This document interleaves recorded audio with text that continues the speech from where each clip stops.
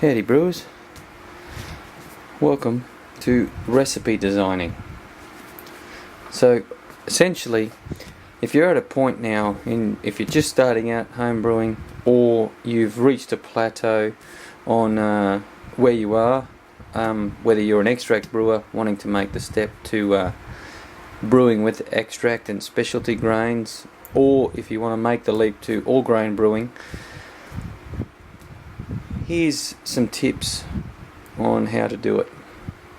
Alright, so if you're, no matter what, where you're at in your homebrew stage, these are two books I recommend.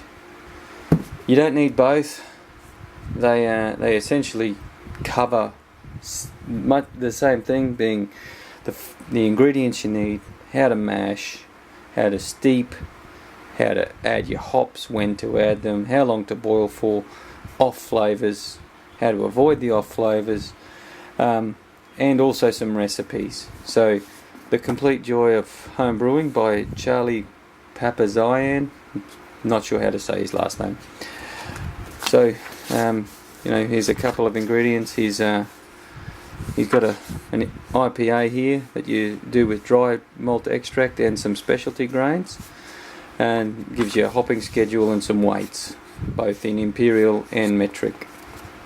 And then he's got more recipes at the back that are in their full all grain recipes. How to brew. This one has a little bit more detail, and it's designed, the very first chapter of the book is for people who just get a homebrew kit for Christmas or a birthday, and rather than do all the research on how to brew, it gives you a quick down and dirty on how to make your first beer better than what it might have been without any information at all.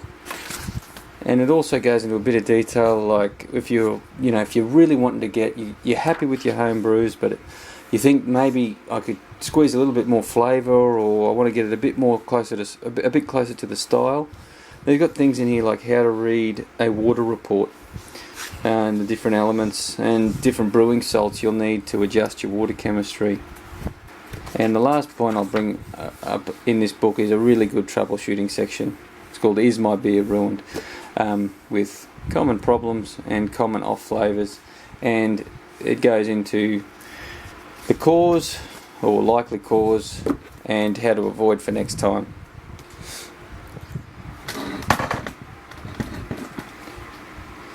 And here is the next piece of the puzzle for designing your own recipes.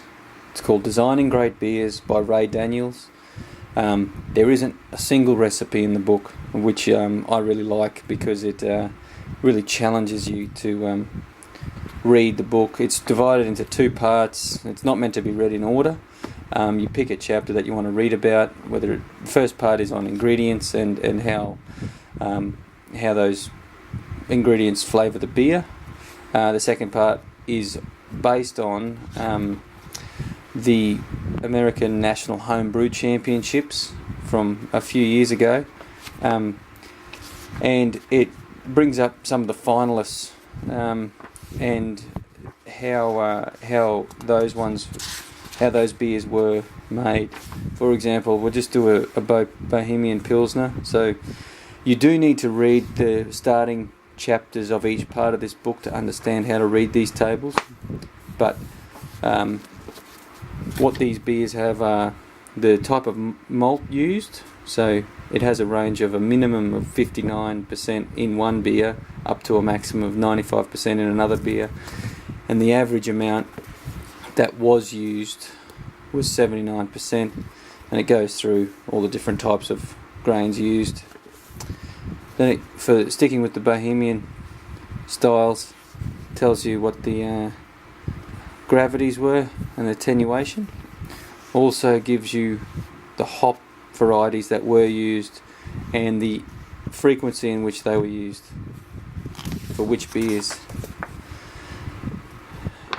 Gives you the IBUs, bitterness to gravity units, and the calculated bitterness. Also some of the points that often people want to know is when do they add the hops. So this shows the examples of how they were used.